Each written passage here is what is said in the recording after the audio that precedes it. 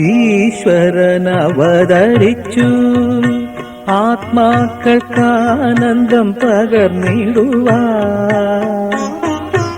ഈശ്വരൻ അവതരിച്ചു ആത്മാക്കൾക്കാനന്ദം പകർന്നിടുവാൻ.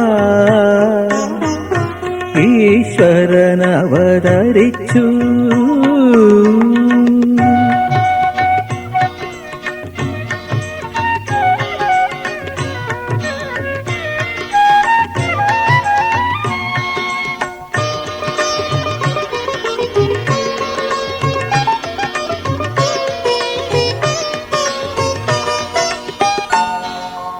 ഓരോ യുഗങ്ങളിൽ താൻ അവതരിച്ചറിവുകൾ ഉപദേശിച്ചു. ഓരോ യുഗങ്ങളിൽ താൻ അവതരിച്ചറിവുകൾ ഉപദേശിച്ചു. അറിവിന്റെ പൂർണ്ണരൂപം അവതാരരൂപമായി വാഴുന്നുണ്ട്. അവതാരരൂപമായി വാഴുന്നുണ്ട്.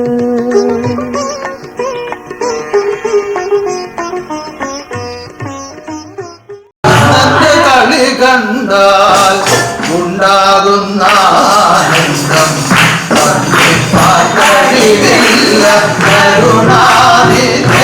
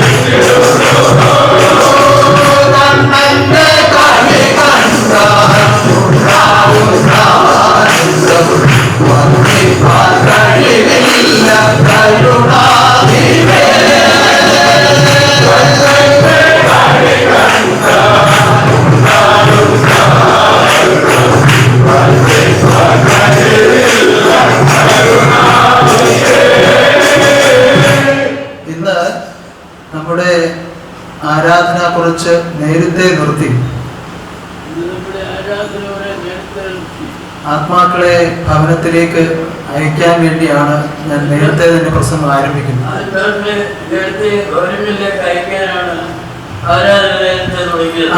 എന്തിനാണെന്ന് ചോദിച്ചാൽ നാളെ പ്രഭാതത്തിൽ നമ്മുടെ ഛായാചിത്ര പ്രതിഷ്ഠയാണ്. അപ്പോൾ നിങ്ങൾക്ക് ഭവനത്തിൽ പോയിട്ട് വരേണ്ടവർക്ക് നേരത്തെ പോയിട്ട് അതിരാവിലെ തന്നെ വരാനുള്ള സൗകര്യത്തിന് വേണ്ടിയാണ്.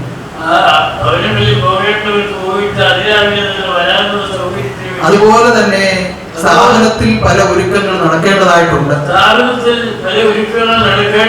അതിന് കുറെ ആളുകൾ അതിന് പരിശ്രമിക്കാൻ വേണ്ടി കാത്തു നിൽക്കുന്നുണ്ട്. അപ്പൊ ഈ കാര്യങ്ങളെല്ലാം നടക്കണം. ഇക്കാര്യങ്ങളെല്ലാം നടക്കണം. എന്നാൽ ലോകാന്ത്യം വരെ ഞായറാഴ്ച ആരാധന മുടക്കുവാനും പാടില്ല. ലോകാന്ത്യം വരെ ഞായറാഴ്ച ആരാധന മുടക്കുവാനും പാടില്ല. അത് സർവശക്തനായ ദൈവത്തിന്റെ പ്രത്യേക നിയമമാണ്. സർവശക്തനായ ദൈവത്തിന്റെ പ്രത്യേക. അപ്പോൾ ഒരു കാരണവശാലും ഒരു കാലത്തും ഈ ഞായറാഴ്ച ആരാധന മുടക്കാൻ പാടുള്ളതല്ല, മുടക്കാൻ പാടില്ല. അങ്ങനെ മുടക്കം കൂടാതെ ഈ നിയമങ്ങൾ ഓരോന്നും നടപ്പിൽ വരുമ്പോൾ സർവശക്തി തന്നെ പ്രത്യക്ഷമായി നിന്ന് നിങ്ങളെ രക്ഷിക്കും. അതാണ് ആത്മബോധോദയ സംഘത്തിന്റെ അനുഭവം. പക്ഷേ ഈ നിയമങ്ങൾ ഓരോന്നും ഈ ലോകത്തിൽ ഇന്ന് നടക്കുന്നത് പോലെ നടക്കുന്നത് കരുണാനിധി തന്നെ തിരിച്ചു വന്ന് പ്രത്യക്ഷമായി വാഴുന്നത് കൊണ്ടാണ്. 12 വർഷക്കാലം ശരീരപ്രകാരം ഇല്ലാതിരുന്ന കാലത്ത് ഈ സംഘത്തിന്റെ പ്രവർത്തനം വളരെ ശോച്യാവസ്ഥയിലായിരുന്നു. സ്ഥാപകനെയോ അതിന്റെ കർമ്മങ്ങളെയോ കുറിച്ച് ആലോചിക്കാൻ വേണ്ടി ഒരു കമ്മിറ്റി വിളിച്ചാൽ പോലും 2 or 3 പേർ മാത്രമേ വരുമുണ്ടായിരുന്നുള്ളൂ, വരികയുണ്ടായിരുന്നു. അത് ഒന്ന് നമ്മുടെ ആനന്ദജി ഗുരുദേവനും, ഒന്ന് ഗുരുപ്രസാദ് ഗുരുദേവനും, ഒന്ന് നമ്മുടെ കൊച്ചാട്ട സ്വാമി എന്ന് വിളിക്കുന്ന ആ സ്വാമിയുമാണ്. നീലകണ്ഠദാസ് എന്നാണ് പേര്, നീലകണ്ഠദാസ്. അദ്ദേഹവും മാത്രമേ കമ്മിറ്റിക്ക് കാണുകയുള്ളൂ. അങ്ങനെയായിരുന്നു അന്നത്തെ അവസ്ഥ. ഇപ്പോ തിരിച്ചു വന്ന് ഉന്നതനാകുന്ന ദൈവം ആ പ്രവർത്തനങ്ങൾ ആരംഭിച്ച് പരിപൂർണ ശക്തിയോടെ, പരിപൂർണ ശ്രേയസ്സോടെ, ഉന്നതമായ കർമ്മങ്ങൾ തുടങ്ങിയപ്പോൾ പലയിടത്തും പലരും ഇരുന്നുകൊണ്ട് പലതും പറയുന്നുണ്ട്. അതെല്ലാം ഈ അടിസ്ഥാനപ്പെടുത്തി ഇതിനെ ഉയർത്തിക്കൊണ്ട് വന്നതിന് ശേഷം ഉണ്ടായതാണ്. അതിപ്പോൾ നമ്മുടെ വിഷയമല്ല, അതിനെക്കുറിച്ച് നമ്മൾ വിചാരിക്കേണ്ട കാര്യവുമില്ല. അത് ഏത് കാലത്തും ഏത് യുഗത്തിലുമുള്ള കാര്യമാണ്. അതൊന്നും നമ്മളെ ബന്ധിക്കുന്നതല്ല, ബന്ധിക്കാൻ പാടില്ല. നമുക്കെന്ത് വേണം? ഈശ്വരനെ അങ്ങേ എന്നിൽ കണ്ടാൽ മതി, ജഗദീശ്വരനെ അങ്ങേ എന്നിൽ കണ്ടാൽ മതി, ഈശ്വരനെ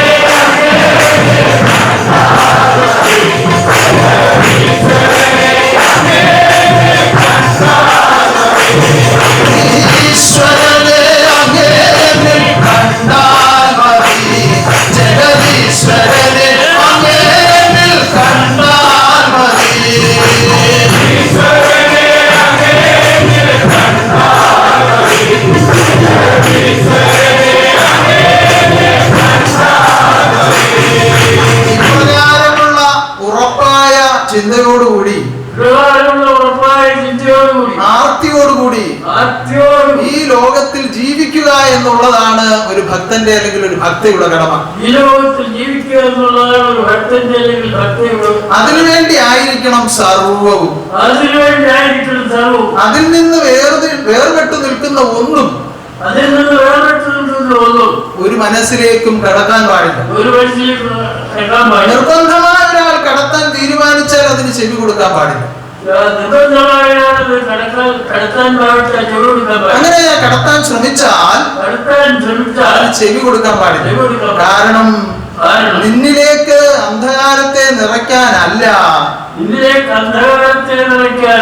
ജന്മാന്തരജ്ഞാനത്തിന്റെ ജന്മിയായ ജഗദീശ്വരൻ അവതാരമായി വന്നു നിന്നുകൊണ്ട്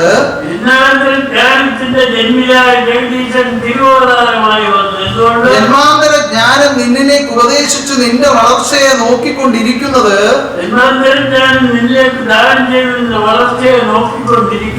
അന്ധകാരം നിന്നിലേക്ക് കടത്താനല്ല, ബന്ധുവാകുന്ന ഗുരുവിന്റെ അന്തരംഗത്തിലെ അധിവാസം കണ്ടുകൊണ്ട് ആനന്ദിക്കാനാണ്.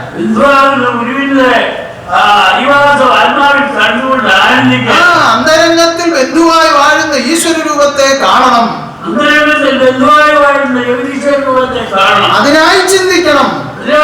അതിനായി പറയണം, അതിനായി പ്രവർത്തിക്കണം. ബന്ധുവാകും ഗുരുവിന്റെ ഉന്നതമാം രൂപമാത്.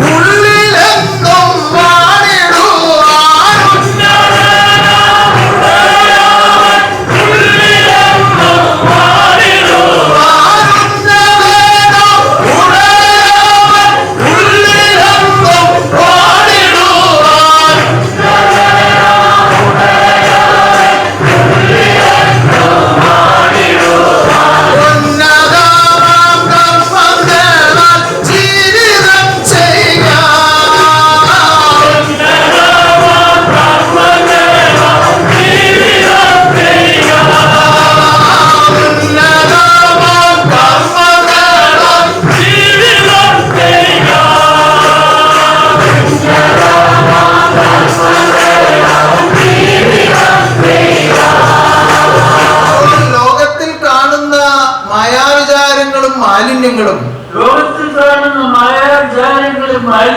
ഒരു മനസ്സിലേക്ക് കടത്തിയാൽ ഗുരുവിന്റെ അധിവാസം അവിടെ ഉണ്ടാവുകയില്ല. എന്താണ് കാരണം? നിഷ്കളങ്ക ആത്മസ്വരൂപമാണ് ഗുരുരൂപം. ആ നിഷ്കളങ്കമായിരുന്ന ആത്മാവ് ലോകത്തിൽ വന്ന് ജന്മമെടുത്ത്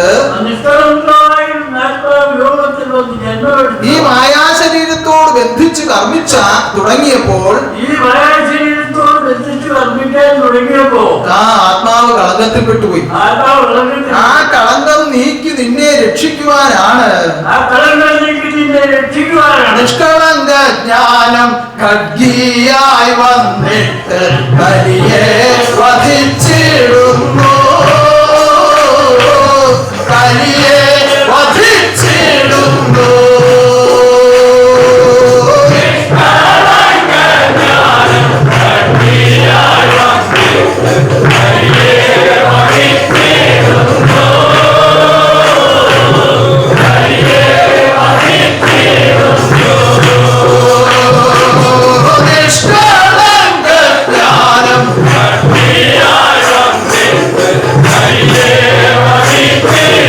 Oh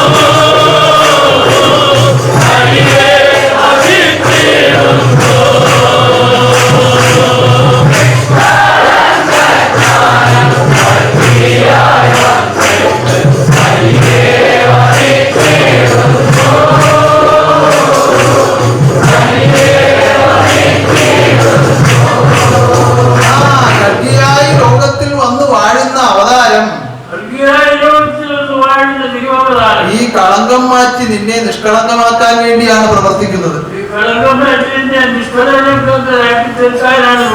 ആ നിഷ്കളങ്കമാക്കാൻ വേണ്ടി തരുന്നത് നിഷ്കളങ്ക ജ്ഞാനമാണ്. ആ നിഷ്കളങ്ക ജ്ഞാനം നിന്റെ ആത്മാവിലായെങ്കിലേ നീ നിഷ്കളങ്കമാവുകയുള്ളൂ. ആ നിഷ്കളങ്കമാക്കാൻ വേണ്ടി ഗുരു പരിശ്രമിക്കുമ്പോൾ ആവശ്യമില്ലാത്ത കാര്യങ്ങളിലേക്ക് ചിന്തിക്കുകയും ആവശ്യമില്ലാത്ത കാര്യങ്ങൾ പറയുകയും ആവശ്യമില്ലാത്തത് പറയിപ്പിക്കുകയും ആവശ്യമില്ലാത്ത കർമ്മങ്ങൾ ഏർപ്പെടുകയും ചെയ്താൽ നീ ലോകബന്ധിതനായി തന്നെ തുടർന്നും ജീവിക്കേണ്ടി വരും. ഈ നരകത്തിൽ നിന്ന് വിടുതൽ പ്രാപിച്ച് സ്വർഗത്തിലേക്ക് ഉയരണമെങ്കിൽ സ്വർഗീയ ജ്ഞാനങ്ങൾ ഗ്രഹിച്ചു നിന്റെ ആത്മാവ് സ്വർഗമായി ഉയരണം. ആ സ്വർഗമായി ഉയർന്നെങ്കിൽ മാത്രമേ സ്വർഗസ്ഥനോട് ചേരാൻ കഴിയുള്ളൂ. ആ ഇതൊരു പ്രത്യേക അവസ്ഥയാണ്.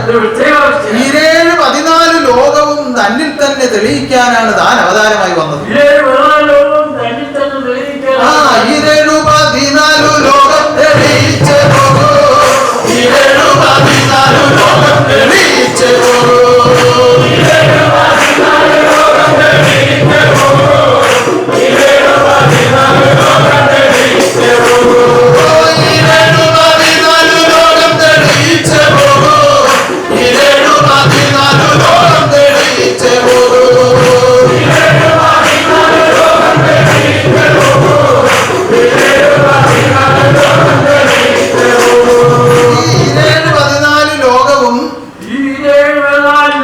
നിന്റെ ഈ ജീവിത സമയത്തു തന്നെ നിന്നിൽ അനുഭവപ്പെടുത്തുവാൻ ആർക്കു സാധിക്കും? സാധാരണ ഒരാളിനെ കൊണ്ട് സാധിക്കില്ല. അപ്പോൾ ആ തെളിയിക്കുവാൻ, അറിയിക്കുവാൻ, അനുഭവപ്പെടുത്തുവാൻ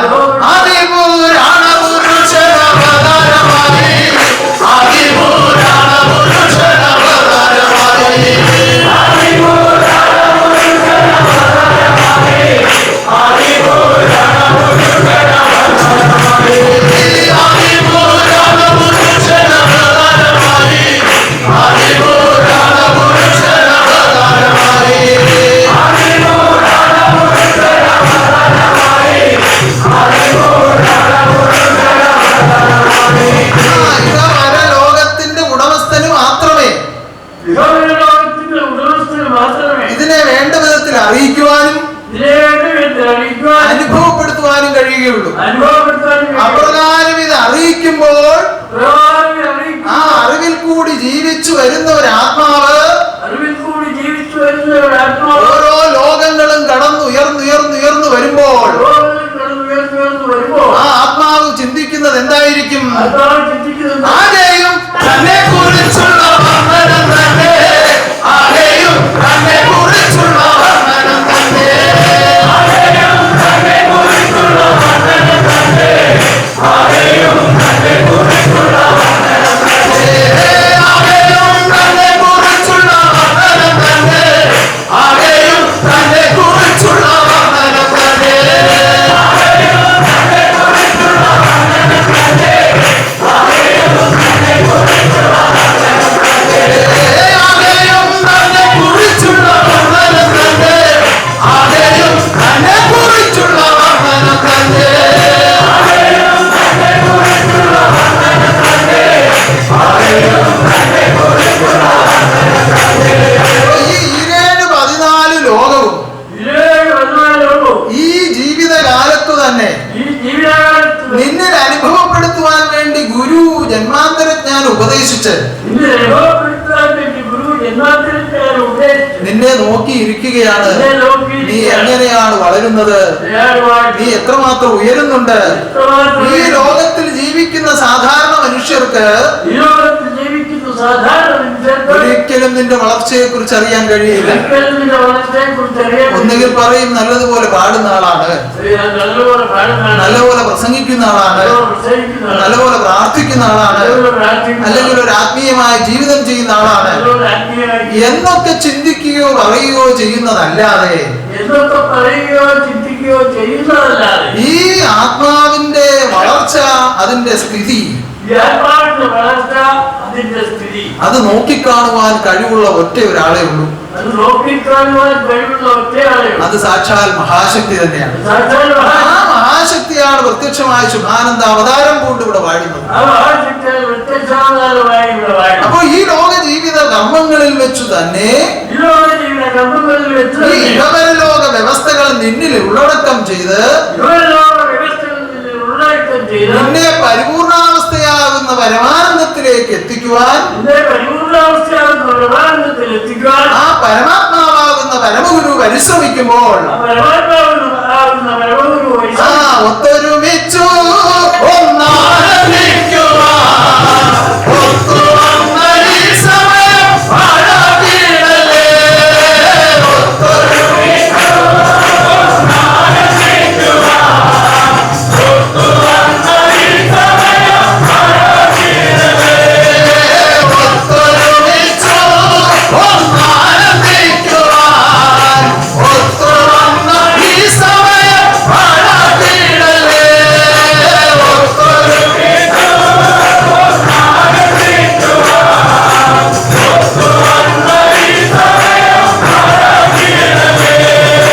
ഭക്തൻ തീർക്കുവാൻ ഉത്തമനുണ്ട്, ഉത്തമ പുരാണ പുരുഷനും താൻ തന്നെ.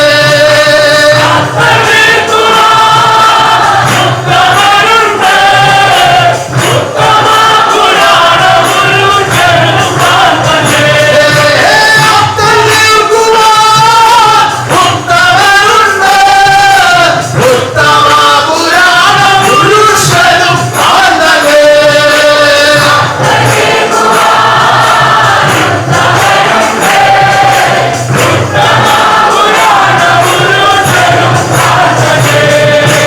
അതാണ് ഒരാത്മാവ് എപ്പോഴും അറിഞ്ഞിരിക്കേണ്ടത്. എപ്പോഴും പറഞ്ഞു ആ ഉത്തമ പുരാണ പുരുഷനാകുന്ന ഗുരുവുമായിട്ട് ഒത്തുജീവിക്കുവാനുള്ള ഭാഗ്യം ഗുരുവായിട്ട് ഒത്തുജീവിക്കുവാനുള്ള അത് ഈ കലിയുഗത്തിൽ മാത്രമേ ഉള്ളൂ. ഈ വെല്ലുവിളി മാത്രമേ സമ്പൂർണാവതാരമായി ശുഭാനന്ദ രൂപം വന്നു വാഴുന്ന കാലത്തല്ലാതെ സമ്പൂർണ്ണാവതാരമായി ശുഭാനന്ദരൂപം വന്ന് വാഴുന്ന കാലത്തല്ലാതെ ഇങ്ങനൊരു മഹാഭാഗ്യം ഒരു കാലത്തും ഉണ്ടായിട്ടില്ല, ഇനിയൊട്ടുണ്ടാവുകയുമില്ല. ഇന്ന് മഹാഭാഗ്യം ഒരു കാലത്ത് ഉണ്ടായിട്ടില്ല, ഇനി ഉണ്ടാകത്തില്ല. ഈ കലിയുഗത്തിൽ സമ്പൂർണ്ണ സൃഷ്ടിജാലങ്ങൾക്ക് സമ്പൂർണ്ണ മോക്ഷത്തെ ദാനം ചെയ്യുവാൻ, സമ്പൂർണ്ണപക്ഷത്തെ ദാനം ചെയ്യുവാൻ, ആ സമ്പൂർണ്ണ ജ്ഞാനത്തിന്റെ സമ്പൂർണ്ണ രൂപം സമ്പൂർണ്ണ ജ്ഞാനത്തിന്റെ സമ്പൂർണ്ണ രൂപം സമ്പൂർണമായ അവതാരമായി വന്നു നിന്നുകൊണ്ട് സമ്പൂർണ്ണാവതാരമായി വന്നു ആ മാടി വിളിക്കുകയാണ്, വരിക വരിക ആത്മാക്കളെ ആനന്ദത്തിൽ ചേരുവാൻ. വരിക വരിക ആനന്ദത്തിൽ ചേരുവാൻ. വരിക വരിക ആത്മാക്കളെ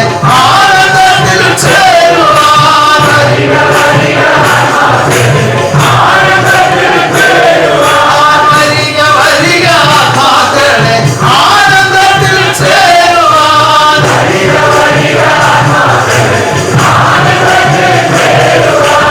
സദ്ഗുരുനാഥന്റെ അറിവിനൊത്ത് സദ്ഗുരുനാഥന്റെ അറിവിനൊത്ത് ആ കർമ്മങ്ങളിലൂടെ ജീവിതം ചെയ്യുമ്പോൾ ആ കർമ്മങ്ങളിലൂടെ ജീവിതം ചെയ്യുമ്പോൾ സാധാരണ ജനങ്ങൾക്ക് ഈ ആളിനെ കണ്ടാൽ ഒന്നും മനസ്സിലാവുകയില്ല. സാധാരണ ജനങ്ങൾക്ക് ആരെ കണ്ടാൽ ഒന്നും മനസ്സിലാവില്ല. അത് മനസ്സിലാകേണ്ട ആവശ്യവും ഈ ആളിനെ സംബന്ധിച്ചിടത്തോളം ഇല്ല. മനസ്സിലാവേണ്ട ആവശ്യം ഈ ആളിനെ സംബന്ധിച്ചില്ല. കാരണം കാണേണ്ടവൻ കാണുന്നുണ്ട്, പ്രണയത്തിൽ കാണുന്നു, അറിയേണ്ടവൻ അറിയുന്നുണ്ട്, അറിയേണ്ടതറിയും, അനുഭവമാകേണ്ടതൊക്കെ എന്റെ ഉള്ളിൽ അനുഭവമാകുന്നുണ്ട്. അനുഭവം ഓ ആകേണ്ട ഉന്നതമായ ഒരു ലോകമെനിക്കുണ്ട്, പിന്നെ ഞാൻ എന്തിനു ക്ലേശിക്കുന്നു.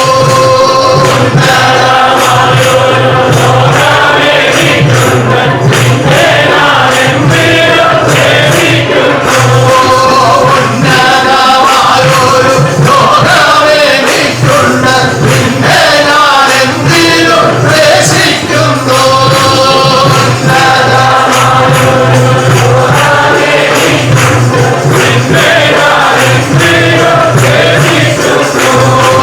സത്യവും കർമ്മവും ഞാൻ പാലിക്കുന്നുണ്ട്, പിന്നെ ഞാനാരെ ഭയപ്പെടുന്നു.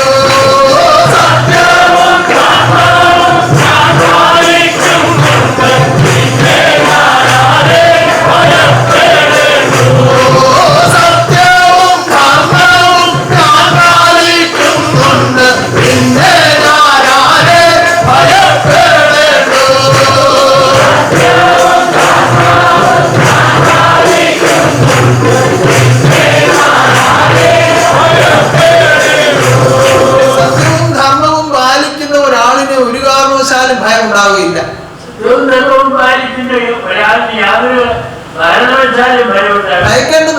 എന്താണ്? ഭയപ്പെടേണ്ട ആവശ്യമില്ല. കാരണം ഈ ലോകത്തിന്റെയും പരലോകത്തിന്റെയും ഉടമസ്ഥനാണ് സത്യം. ഈ ലോകത്തിന്റെയും പരലോകത്തിന്റെയും ഉടമസ്ഥനാണ് സത്യം. ആ സത്യത്തെ അറിഞ്ഞ് ജീവിക്കുന്നതാണ് ധർമ്മം. ആ സത്യത്തെ അറിഞ്ഞു ജീവിക്കുന്നതാണ്. ഈ സത്യവും ധർമ്മവും കയ്യിലുണ്ടെങ്കിൽ പിന്നെ ആരെ ഭയപ്പെടാനാണ്? സത്യവും ധർമ്മവും കയ്യിലുണ്ടെങ്കിൽ പിന്നെ ആരെ തന്നിൽ അടങ്ങാത്ത ഒരു ശക്തിയുമില്ല, തന്നിൽ നിന്ന് അല്ലാതെ ഒരു ശക്തിയുമില്ല. പിന്നെ ഏതു ശക്തിയെ എവിടെ വെച്ച് എങ്ങനെ ഭയപ്പെടാനാണ്? ഒരു കാരണവശാലും ഭയമുണ്ടാകേണ്ടെന്ന് ആവശ്യമില്ല. പക്ഷേ ഒരു ഭയം ആവശ്യമുണ്ട്. അത് നമ്മുടെ നിയമമാണ്. എന്താണ് ആ നിയമം? എന്റെ ആത്മാവിലേക്ക് അന്ധകാരം ബന്ധിക്കരുത്. അന്യചിന്ത വന്നു പോകരുത്, ഒരു അനാചാരം വന്നു പോകരുത്, ഒരു ദുഷ്ടത എന്നിൽ നിന്ന് സംഭവിക്കരുത്. അങ്ങനെ ആത്മാവിനെ കരുതുവാനുള്ള ഒരു ഭയം, അത് നമ്മുടെ നിയമമായി നമുക്ക് തന്നിട്ടുള്ളതാണ്. ആ ഭയം എപ്പോഴും ഉണ്ടായിരിക്കണം, എങ്കിലേ അഭയം ഉണ്ടാവുകയുള്ളൂ. ആ ഭയം ഉണ്ടെങ്കിൽ അഭയം ഉണ്ടാകും. ആ ഭയം നൽകുവാനാണ് ജഗദീശ്വരൻ വന്ന് വാഴുന്നത്. സർവഭയങ്ങളും നീക്കി നിന്നെ സ്വതന്ത്രമായി ലോകത്തിൽ ജീവിപ്പിക്കുവാൻ സർവശക്തി തന്നെ പ്രത്യക്ഷമായി വന്നു നിന്നുകൊണ്ട് നിനക്ക് നിയമം ദാനം ചെയ്യുമ്പോൾ, നിയമം ദാനം ചെയ്യുമ്പോൾ അതിനനുസരിച്ച് നീ ജീവിച്ചാൽ പിന്നെ ഈ ലോകത്തിൽ ആരെയും നിനക്ക് ഭയപ്പെടേണ്ടുന്ന ആവശ്യമില്ല. അങ്ങനെ ഭയമില്ലാതെ ഈ ലോകത്തിൽ ജീവിക്കുവാനുള്ള സത്യവഴികളെ സത്യസ്വരൂപനാകുന്ന ദൈവം തന്നെ പ്രത്യക്ഷമായി വന്നു നിന്നുകൊണ്ട് നിന്നിലേക്ക് അവതരിപ്പിച്ച് ദാനം ചെയ്യുമ്പോൾ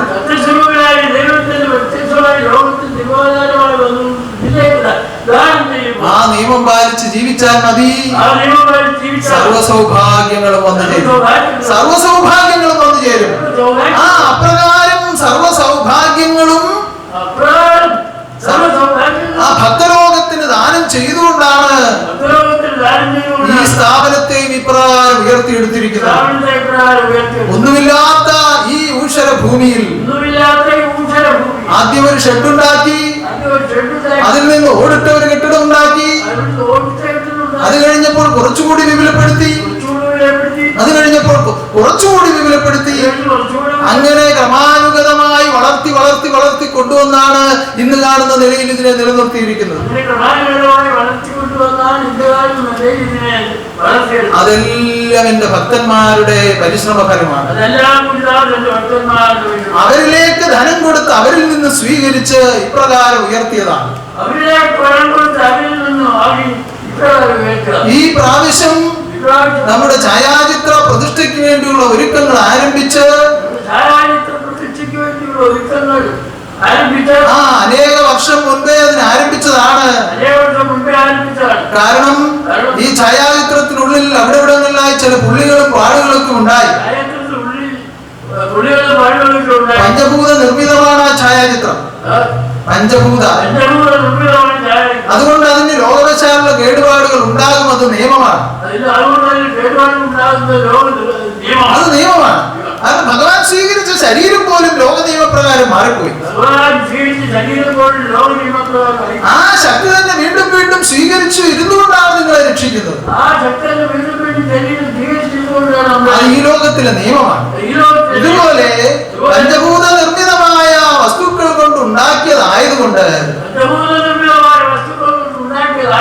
ഇതിന് കേടുപാടുകൾ ഉണ്ടായി. ഇതിന്റെ കേടുപാടുകൾ കണ്ടു തുടങ്ങിയ സമയത്ത് തന്നെ,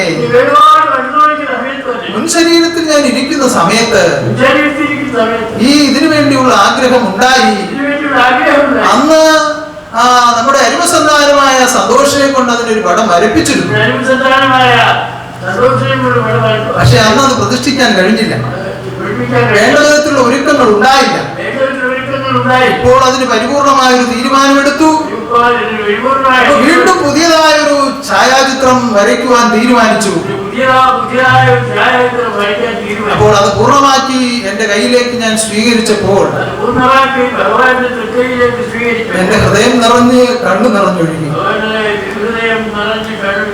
കാരണം മദ്യപിക്കുന്നവരും ഈ ആദർശത്തെ കുറിച്ച് ഒരു അറിവില്ലാത്തവരും ഭഗവാനെയോ ഭഗവാന്റെ സന്താനങ്ങളെയോ അറിയാത്തവരും അറിയാത്തവരും ഈ സത്യത്തെയോ ധർമ്മത്തെയോ അറിയാത്തവരും ഈ സത്യത്തെയോ ധർമ്മത്തെയോ അറിയാത്തവരും ആയ കലാകാരന്മാരാണ് മുൻപ് നമുക്ക് ഇതൊക്കെ വരച്ചു തന്നിട്ടുള്ളത്. ആയ കലാകാരന്മാർ നമുക്ക് ഇതൊക്കെ വരച്ചു തന്നു. അപ്പോൾ അവരിൽ നിന്ന് അതൊക്കെ സ്വീകരിക്കേണ്ടി വന്നു. അതൊന്നും നമുക്ക് സ്വീകരിക്കേണ്ടി വന്നു. കാരണം നമുക്ക് അപ്രകാരമുള്ള ആളുകളൊന്നും ഉണ്ടായിരുന്നില്ല. അപ്രകാരമുള്ള ആളുകൾ അന്ന് നമുക്ക് ഉണ്ടായിരുന്നില്ല. എന്നാൽ ഇന്ന് സർവശക്തിയുടെ ത്യാഗകർമ്മ ഫലമായി സർവശക്തിയുടെ ത്യാഗകർമ്മ നാടിന്റെ നാനാ ഭാഗങ്ങളിൽ അരിമ സന്താനങ്ങളെ സമ്പാദിച്ച് നാടിന്റെ നാനാഭാഗങ്ങളിൽ സമ്പാദിച്ച് ഈ സ്ഥാപനത്തിലെ കർമ്മങ്ങൾ അവരിൽ കൂടി നടത്തപ്പെടുമ്പോൾ ഈ സ്ഥാപന കർമ്മങ്ങൾ അവരിൽ കൂടി നടത്തപ്പെടുമ്പോൾ അതെന്റെ ഹൃദയം നിറഞ്ഞ് കണ്ണുനീരൊഴുകിപ്പോയി. അപ്രകാരം ആദർശത്തിൽ അടിയുറച്ച് ആ ഗുരുവിനെ മാത്രം സർവദാ കണ്ടുകൊണ്ട് ജീവിക്കുന്ന ആ സന്തോഷിന്റെ കൈകൊണ്ടത് വരയ്ക്കുവാൻ ഭഗവാൻ നിയോഗിച്ചു. അത് പൂർത്തീകരിച്ച് എന്റെ കയ്യിൽ കൊണ്ടുവന്നു.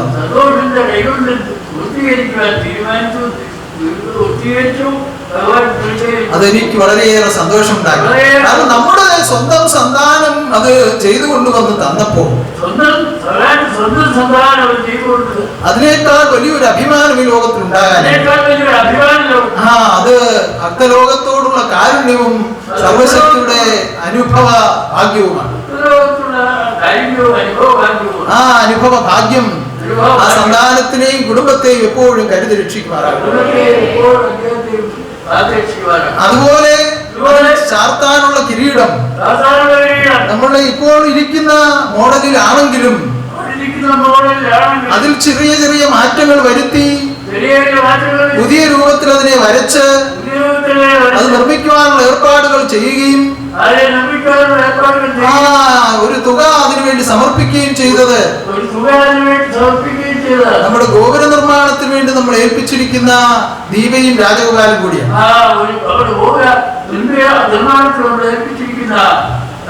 ദീപയും രാജഗോപാലും അതുപോലെ ഓരോന്ന് നമ്മൾ ഒരുക്കി ആ കഴിഞ്ഞ ഈ ഛായാചിത്രത്തിന്റെ മുൻപിൽ 81ാമത് മകയിരം ജന്മനക്ഷത്ര ദിനത്തിൽ ഭഗവാന്റെ ആ തിരുശരീരത്തിന്റെ സുഖവാഴ്ചയ്ക്ക് വേണ്ടി നിങ്ങൾ ഓരോരുത്തരും നേർച്ചയായി സമർപ്പിച്ച ഒരു മാല ഇതിന്റെ പുറമേ കിടപ്പുണ്ടായിരുന്നു. ഒരു സ്വർണ്ണമാല ആ സുഖവാഴ്ചയ്ക്ക് വേണ്ടി സമർപ്പിച്ചതായിരുന്നു. അപ്പോൾ അത് ഇപ്പോൾ ഇത് അകത്തിടാം എന്ന് കരുതി അതിനുവേണ്ടി ഒരുങ്ങി. അതിനെ വീണ്ടും ഒന്നുകൂടി ഒന്ന് മിനുക്കി മനോഹരമാക്കി.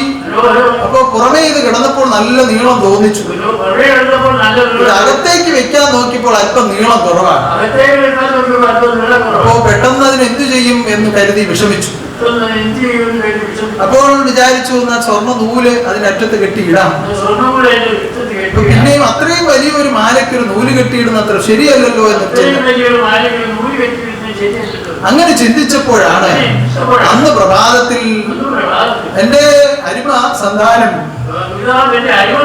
വളരെ വർഷങ്ങളായി അവർക്ക് സന്താന ഭാഗ്യമില്ലാതെ കണ്ണുനീരോടെ കഴിഞ്ഞിരുന്ന അവർക്കൊരു പെൺ സന്താനത്തെ ഭഗവാൻ ദാനം ചെയ്തു. ദേവേന്ദു എന്നാണ് അതിന് നാമകരണം ചെയ്തത്. ദേവേന്ദു എന്നാണ് അതിന് നാമകരണം ചെയ്തത്. ആ കുഞ്ഞിന് അതിന്റെ 28 കെട്ടുന്ന ദിവസം ബന്ധുമിത്രാദികളും സുഹൃത്തുക്കളും കൂടി സംഭാവന കൊടുത്ത സ്വർണ്ണാഭരണങ്ങളെല്ലാം കൊണ്ടുവന്ന് അതിരാവിലെ എന്റെ കയ്യിൽ സമർപ്പിച്ചു. ഞാൻ ചോദിച്ചു, എടാ ഇതൊരു പെൺകുഞ്ഞല്ലേ, ഇതിന് കിട്ടിയതല്ലേ ഇത് കൊണ്ടുവന്നോ?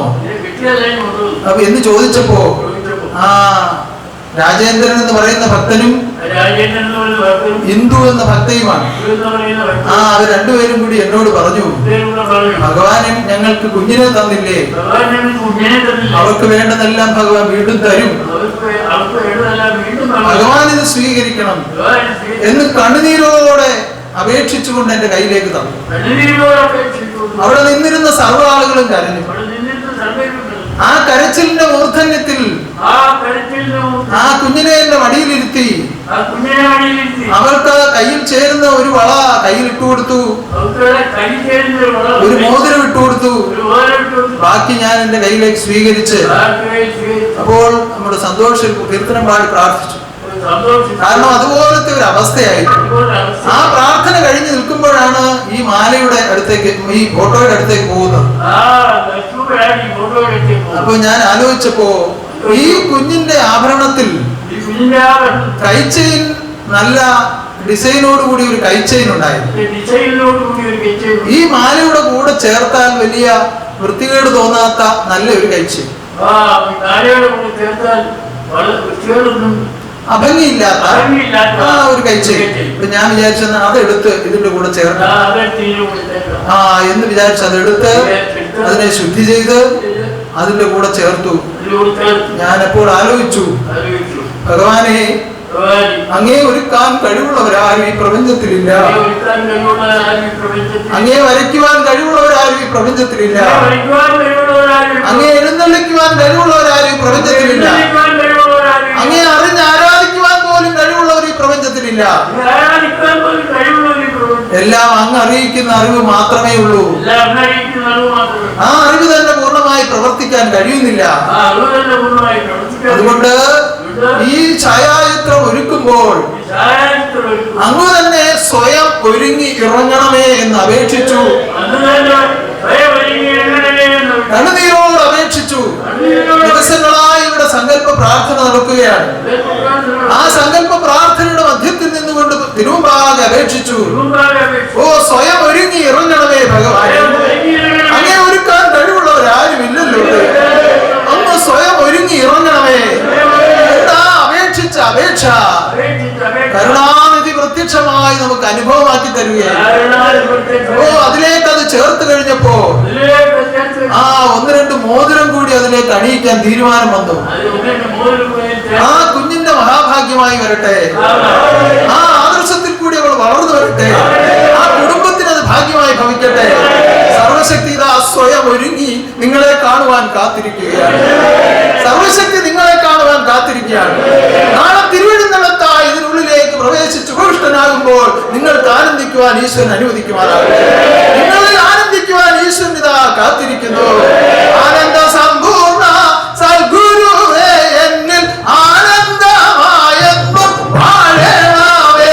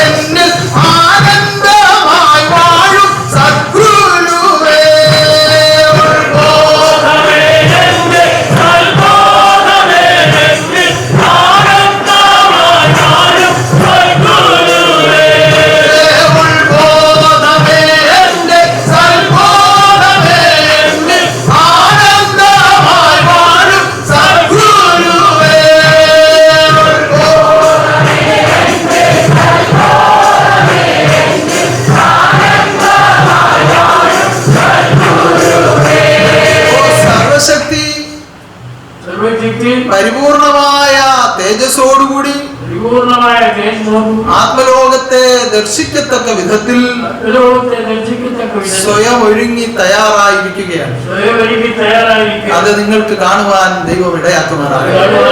ഉന്നതമായ വിധത്തിൽ ആ സർവശക്തി തന്നെ എഴുന്നള്ളി നിന്നുകൊണ്ട് ആ മഹാകർമ്മം നടത്തി നിങ്ങളെ അനുഗ്രഹിക്കുമാറാകട്ടെ. ഈ ലോകത്തിൽ പടർന്നു പിടിച്ചിരിക്കുന്ന ഈ മഹാമാരിയെ പരിപൂർണമായും ഒഴിവാക്കി പരിപൂർണ പ്രശോഭയോടുകൂടി സർവശക്തി വാഴുമാറാകട്ടെ. നാളെ നടക്കുന്ന കർമ്മങ്ങളിലെല്ലാം സർവാത്മാക്കളും പങ്കുചേരുവാൻ തക്ക വിധത്തിൽ ആഗ്രഹിച്ചുകൊണ്ടാണ് ഒരുങ്ങുന്നത്. എല്ലാം ഒരുങ്ങുന്നത് അതിനുവേണ്ടിയാണ്, എല്ലാം തയ്യാറാകുന്നത്. അപ്പോൾ ആ സമയത്ത് വന്നു ചേരുവാൻ ധാരാളം ഭക്തസന്താനങ്ങളിലേക്ക് കാരുണ്യം ചൊരിയുമാറാകട്ടെ. ദേവീദേവന്മാരും ദൂതപരിവാരങ്ങളും പൂർവസൂരികളും മുൻകാലത്തെ സന്യാസ പരമ്പരകളും എല്ലാവരും ഇങ്ങനെ അണിനിരന്ന് കാത്തു നിൽക്കുകയാണ്. ഭക്തസന്താനങ്ങളോടൊപ്പം ആനന്ദിക്കുവാൻ, കരുണാനിധിയുടെ എഴുന്നള്ളത്ത് കാണുവാൻ, മഹാപ്രതിഷ്ഠ കാണുവാൻ കാത്തിരിക്കുകയാണ്. അത് നിങ്ങൾക്ക് ഏവർക്കും ഭാഗ്യമായി ഭവിക്കട്ടെ, നിങ്ങൾക്ക് ഏവർക്കും ആനന്ദമായി ഭവിക്കട്ടെ. ഉന്നതനാകുന്ന ദൈവത്തിന്റെ തൃക്കരങ്ങളാൽ ആ കർമ്മം നടത്തപ്പെടട്ടെ. എല്ലാം ദൈവശക്തി തന്നെ ഒരുക്കി ദാനം ചെയ്യുമാറാകട്ടെ. അതിനുവേണ്ടി പരിശ്രമിക്കുന്ന അരിമ കുഞ്ഞുങ്ങളെയും, അതിനുവേണ്ടി ധനം മുടക്കുന്നവരെയും, അതിനുവേണ്ടി സങ്കല്പിച്ച് പ്രാർത്ഥിക്കുന്നവരെയും, പ്രത്യേകമായ സ്തുതി നടത്തുന്നവരെയും എല്ലാവരെയും ഈശ്വരൻ അനുഗ്രഹിക്കുമാറാകട്ടെ. ആനന്ദമായി സർവകർമ്മങ്ങളും നടത്തപ്പെടട്ടെ. മഹാഗോപുരത്തെ ഏറ്റവും വേഗത്തിൽ പൂർത്തീകരിച്ച് നിങ്ങൾക്ക് കാണുവാൻ തക്ക വിധത്തിൽ ദാനം ചെയ്യുമാറാകട്ടെ. മഹാധാരാസ്തുതി ആനന്ദമായി നടത്തപ്പെടട്ടെ. യുവജനസ്തുതി ആനന്ദമായി നടത്തപ്പെടട്ടെ. കർത്തവാവൃതാചരണം ഭക്തിനിർഭരമായി നടത്തപ്പെടട്ടെ. മഹാതീർത്ഥാടനം ആനന്ദോത്സവമായി നടത്തപ്പെടട്ടെ. സർവാത്മാക്കൾക്കും സന്തോഷമായി വന്നു ചേർന്ന് തീർത്ഥാടനത്തിൽ പങ്കെടുക്കുവാൻ സർവശക്തി അനുവദിക്കുമാറാകട്ടെ. സർവലോകനാഥൻ അനുവദിക്കുമാറാകട്ടെ.